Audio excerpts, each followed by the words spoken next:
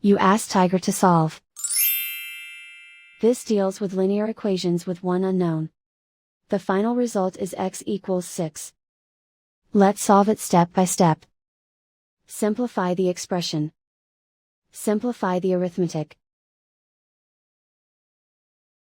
Group all x terms on the left side of the equation. Add 3x to both sides. Group like terms. Simplify the arithmetic. Group like terms. Simplify the arithmetic.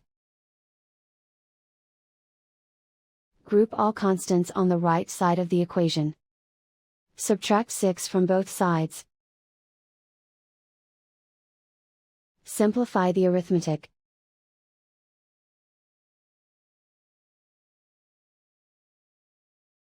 Isolate the x.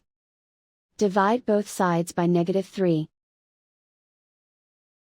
Cancel out the negatives. Simplify the fraction. Cancel out the negatives.